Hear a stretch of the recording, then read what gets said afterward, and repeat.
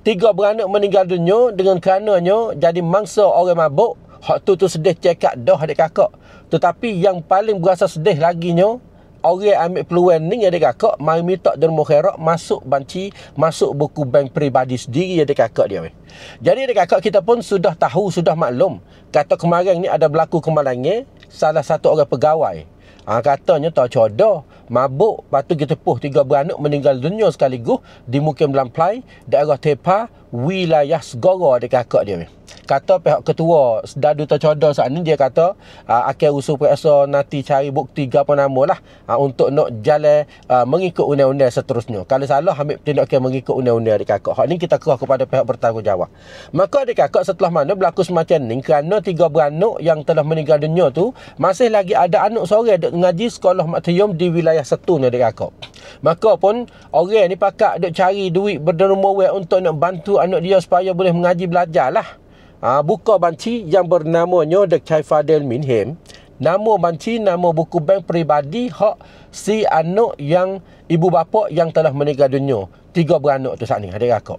Tetapi adik kakak yang paling dahsyat, paling berat, paling jahat sekalinya, ada orang pergi buka buku bank, pergi buka banci, goyak kata nak sedekah wi kepada Fadil.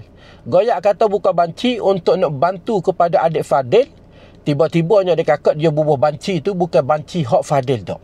Banci pia adik kakak. Amba duk rasa katanya banci hak dia bubuh tu ataupun buku bank hak dia bubuh tu mungkin buku bank buku bank banci ma dia panggil. Dia memelsukan buku bank, ambil bangku bank orang lain untuk nak dia boleh duit. Ambil peluang orang sedih, orang duka cita. Banyak adik kakak kes duk cari buku semacam ni. Tu dia ambil kesempatan orang niat nak buat baik, lepas tu tipu orang nak buat baik, masuk duit di dalam buku bank ataupun masuk di dalam kocek diri sendiri adik kakak. Banyak adik kakak. Maka adik kakak orang duk cek mari hak demo ni duk pergi minta derma di atas kesusahan orang lain, di atas niat baik orang lain ni. Bukan kata kes ni sebagai kes yang pertama dak.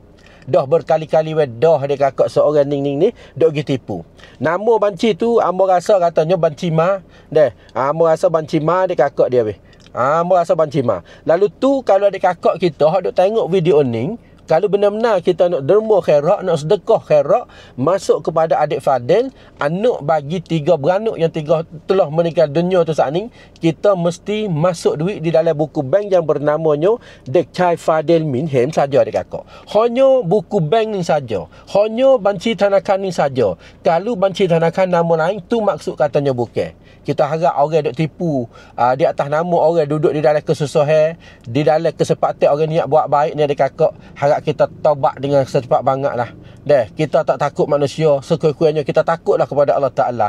Duk nipu orang macam ni adik kakak, lagu mana kita nak tanggung di hadapan Allah Subhanahu Ta'ala di akhirat kelak nanti. Ambil duit pitih demo dengan demo tidak ikhlas, dengan demo tidak niat nak beri kepada kita.